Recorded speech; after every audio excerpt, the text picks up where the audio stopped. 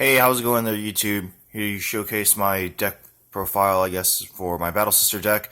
This deck is a ton of fun. Probably one of the cheapest things you could play if you're definitely looking for something, fun and very, very aggro. Like, this deck does great against the meta. And I'm very, very glad that Bushiroad actually gave this subclan a better chance. I've been praying for more Battle Sister support, and what do you know? It happened with possibly the best stride and best grade 3. So without further ado, let's go ahead and get into this. I'm going to start off with the main deck first, of course. Alright, so for the first of the grade 3s, I play 4 Battle Sister Madeline. MVP of the deck. I mean, this card is just OP out the wazoo. So basically what happens is her primary skill is when you stride a Battle Sister stride onto her, she gets a new skill. When any of your rear guards with Battle Sister name attack, they do not hit, Soul Blast 1, Countercharge 1. So the Soul Blast and Countercharge game is going to be very, very strong with this, since most of your draw power in this deck comes from on-hit skills. So that just puts on so much more pressure on your opponent when you go for high numbers and more on hits that can stack. And just, when you thought all hope was lost and your attacks don't hit and you're not drawing, at least you're getting counter charges off for more axe skills that can allow you to draw as well. So yeah, it's absolutely amazing. And then her other skill is GB2, counter blast 1 with Battle Sister in the name from the damage zone. At the end of your opponent's turn, if the cards in your hand are 3 or less, and if the number of Battle Sister units you have on your board is 3 or more, draw 1 card. So you have 4, and then you start your turn, you draw 1, you're immediately at Oracle. And yeah, it's just awesome. Nothing else to be said about that card. You don't need to explain too much. What I do need to explain, though, is my second grade 3 choice, and this could have been anything, but it is for Parfait. And the reason why I chose this over the Legion is because you don't need a Legion in this deck. There's never a point where you need a Legion. It's just a waste of time. You just want to stride and beat down your opponent. You're never going to use the Legion skill. It's just pointless. The Legion Mate is cool in this deck, but I'm not playing that either. There's other better choices. So I play Parfait for 2 reasons. 1, because her limit break is awesome. And if you get rushed and you know you're not striding first and you have your limit break, you can just spam the board, go at your opponent. I mean, even if you had a limit break enabler and you don't have all too much damage, of course, just go at it when you know you're not going to stride first. It's just a great choice to ride. Has great on-hit pressure with that. Plus, with her secondary skill, you can just spam that as well and draw your hand back when you committed to a board, which is just fine. I don't play Monica because of her Persona skill. It's not very consistent if you don't see it, and she just isn't very strong overall as a card. Next up for the grade 2s, we play 4 Crepe. Probably has one of my favorite artworks. I'm not going to tell anybody why. She gets +2 when you're at GB1 in Oracle, so that's neat. Plus it's continuous, so she stays at 11k body on both players' turns, which is fantastic. And then she has an on-hit skill. On-hit, if you have a grade 3 or greater Vanguard or Battle Sister name, counter boss 1 especially, and draw 1 card. Very, very simple and easy. Next up for the grade 2s, gotta get it right. I play 4 Battle Sister Tart, 10k vanillas. This is great to counter rush decks or decks that just have the capability of rushing and recovering quickly. It just makes your opponent commit more of a board. Sometimes it's just simple 5k guards all the way around. The Vanguard, maybe a 10k shield, no pass. Unless they're playing their 10k vanillas or 11k Vanguards, which, 11k Vanguards aren't too likely. But yeah, this is just great. And then her second reason to be in this deck is that she makes easy numbers with just about all your boosters and all your strides. So yeah. Following that up, I play 3 Coquette. Basically the same thing as Crepe, except she doesn't gain the power boost. But when she's not getting a power boost, she does get the chance to get a on-hit on the Vanguard circle, which is great. So this makes a great secondary ride. Now I want as many great rides as I can get in this deck. And it's basically the exact same thing as Crepe, except you don't immediately draw it. You have to look at the top card, and if it is a Battle Sister, reveal it, add it to your hand. If it is not, you don't need to reveal it, just throw it to the bottom, and then your opponent knows, like, hey, well, that isn't a Battle Sister. Because there is a chance you can hit or miss with this, because you I do play non-Battle Sisters in here, but that just means to make the deck a little bit more consistent for me. Although sometimes it can bite you in the butt, but 9 out of 10 times I almost always get it off because you won't be seeing your non-Battle Sisters all too much at the very top card of your deck. Alright, going on to the grade 1s, I do play 4 Rusk. Many people would either play the, what is it called? I don't know the name, but it's the promo. I think it's Taffy, I'm not too sure anymore. But I don't play the promo because this thing is basically the exact same thing except with resist. Sure, it has a Soul Blast, the cost of Soul Blast 1 with Battle Sister name, but that is meaningless, or it just doesn't really matter. It's not a big deal because the Soul is very, very manageable in this game, in this deck. So you don't need to be afraid to just spam your Soul Blast. I mean, I don't even really use this for a 10k attacker anyway. I use it mostly for the resist booster. If you're rushing, then you can do it. And sometimes when I do lack a better offensive attacker in the front row, I would put her up. And when I have the Battle Sister Stride, it just makes great numbers. But I mean, aside from that, she's just great booster and just a backup unit. Just push this thing up to the front row when you need it. Then I play 2 Syrup. Many people don't like this card only because it's mandatory that you Soul Charge. Sounds like a Genesis thing more than an OTT thing.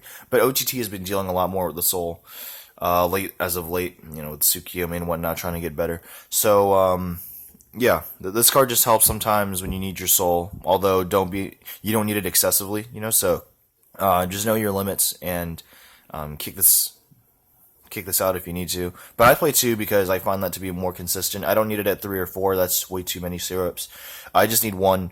I just need to see 1 on the board and make it last like 1 or 2 turns, and then it's pretty much lived up to its usefulness by then, unless I'm using way too much soul, in which case, what am I doing? Where are all my counterplasts at?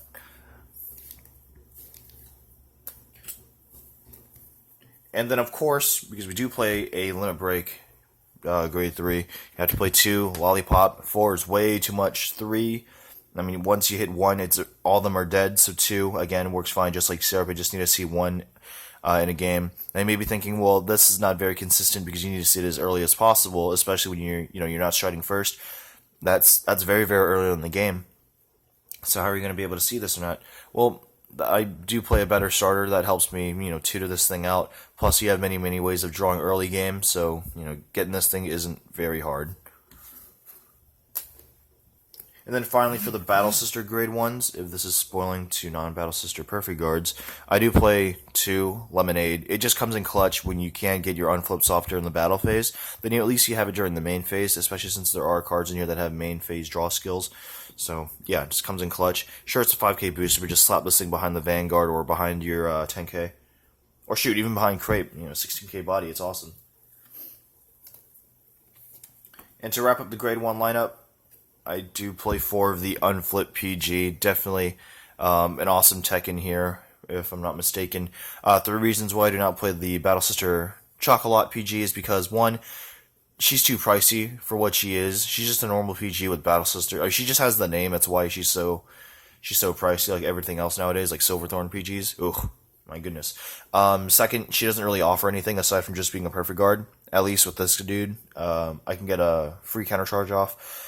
And then the third reason, I'm always going to guard the Vanguard anyway, since that's all that this dude can do. And even if I'm going up against Overlord, I'm never really going to guard a rear guard regardless, because chances are, they don't even need to hit when they attack a rear guard. It's just part of their cost. So there's no need to guard the rear guard. Plus, there's no rear guard in here in the front row that you need to perfect guard or dismal anyway. So it's just not worth it. Now to move on to the triggers, I do play 8 critical, but I'm going to start off with these 4 first. Muffin, best critical ever. Many other subclans and clans in general have fantastic crits, your heart skill, clone crits. But this thing's just amazing. Put it to the top of your deck, target a Battle Sister unit, and it gets +3, which is awesome. And then it gets an on hit. It gains a new skill, not on hit. That's not even close. It's Oracle, and when this unit attacks a Vanguard, immediately countercharge 2. So if you're not seeing your Lemonade, at least you have Muffin. It's critical back, which is awesome. Of all types of triggers, thank God it's not a freaking stand trigger. And yeah, just more counter charges. It's just awesome. And then for Psychic Bird, not playing four of the gingers like battle, just vanilla Battle Sister crits. They're pointless. Psychic Bird just draw skills and adds to the soul, so you can't argue. Now this required a lot of testing, but it works out beautifully since I'm never at the point of decking out, and this is why. I play four draws.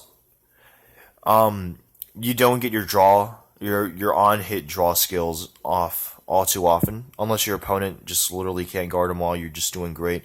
They're getting unlucky. Your numbers are just swole. You're hitting them way too many times, and stuff like that. Or you're just getting a lot of your like whatever axe skills you have that'll allow you to draw, which is great. But in the event that they do not happen, and just for a means of more defensive triggers, I do play 4 draw. It's 5k, but just like in Lemonade's case, place it behind the appropriate grade 2, 3, or Vanguard, and you're done set. It's great as a defensive trigger because, you know, like any other trigger, bam, in the damage zone, plus 5k to somebody, oh look, I get to draw 1 card. I wasn't at Oracle, well now I am. My crepe is now sitting at 11k on your turn. Try to tackle that with a single unit, unless it's a grade 3 or 12k attacker. And, I mean, it's just a plus 2 cards in the hand. Like, it comes in clutch so much, especially when you know you have draws and you have that 1 card in your hand. Oh, you're gonna triple draw. You have 4. You hit the single draw. Now you're at 5, 2, 3 draws, 6, 7. It just comes in clutch so much, and it works. It just works. Plus, you just get more pieces off. And then finally, for the heal triggers, I do play 4 Lozenge Magus. Definitely the more optimal choice in a build like this that obviously plays a few non-battle sisters. I play her for 2 obvious reasons. 1, she just goes back into the deck, which is great. And 2, well, I guess this is kind of in there, but she is a nice 6k booster, which does great wonders with the 10k vanilla, especially when you're trying to rush and your opponent's sitting at that 9, even shoot 10k. This boosts any of your 9ks, they're 15s, so it's a great even number. And it just goes back into the deck. I mean, I think I already said that, gosh, but it's just so good. You get to put it back. Like, you don't play Legion, so your heal does all the work for itself. And then finally, for the starter, I do play the Waffle. Obviously, I don't play the new one because it's a chance you can hit or miss, and I don't like to take too many chances with everything in here. So Waffle just seems like a more optimal choice. Almost all the time, you'd get this off. Shoot, even when you call a trigger, I'd always be able to call off. Either when my deck's getting too low, and I had to choose between like all these types of triggers or non-battle sister, and there's a draw trigger. Should I do that? Calling Muffin's not bad. Keep it on the turn for 1, and then the next turn just send it back when you need. You don't need to commit too much of a hand when you can already make great numbers evenly with just about everything in this deck, no matter how you put it. So, yeah, Waffle just seems to work the best. Plus, it's the 5k body, thank God. Unlike the other Battle Sister starters, which are only 4k, this is 5. So, yeah, that's great. Now moving on to the stride zone. I'm going to keep this fairly brief and simple, aside from the like the first stride, but everything else in here is just very, very simple. Alright, so, of course, we play 4. Mirror. Don't know how to pronounce her name, so I'm just going to say Mirror. When I first saw her, I said Mirror. And, yeah, her skill is flip somebody up in the G-zone.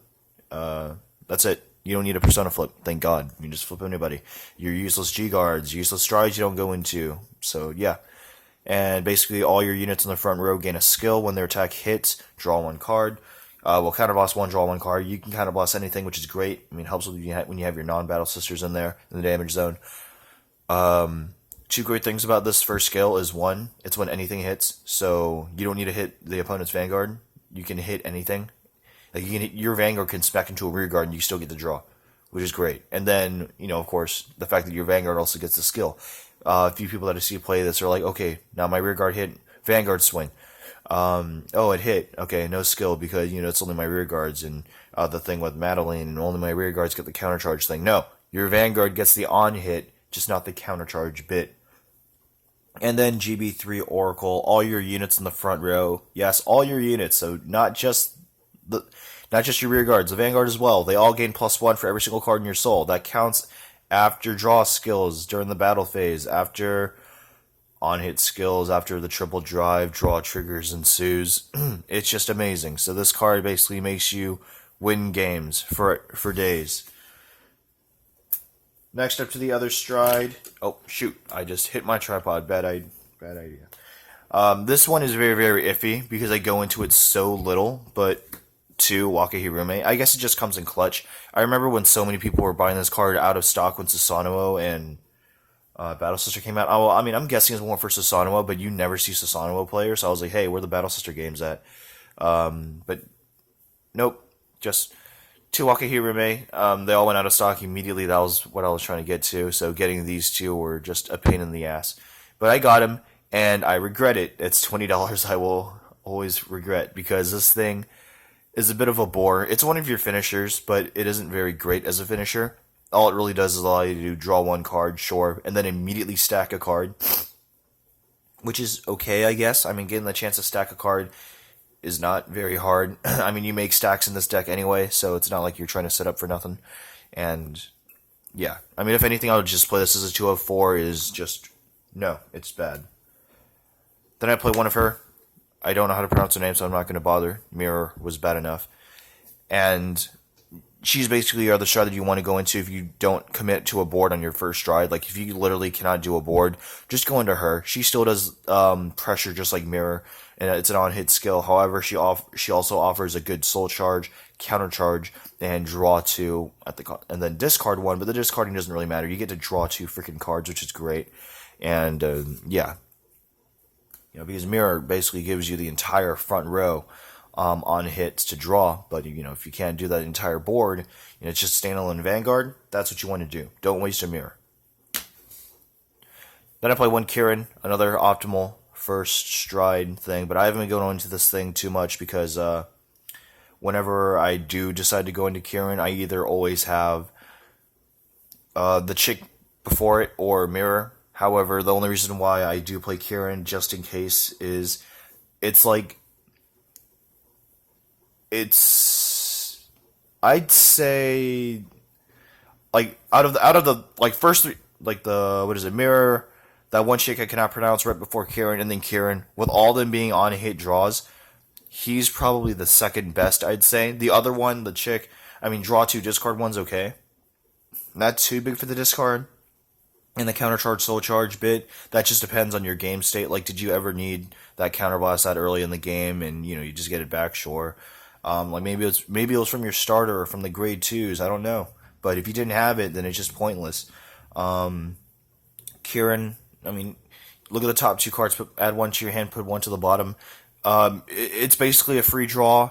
And then, like, you actually just get to choose from the top 2, which is great. So if you didn't like your first card, if you had to draw with Mirror, yeah, at least you get to look at one other card to decide which one you want, and the other one just goes to the bottom. You just created a bit of a stack, and there you go. So I always play Kirin because it just comes in clutch, and it makes my opponent think of all the on-hit grade 3s that they have, which one is the least lethal.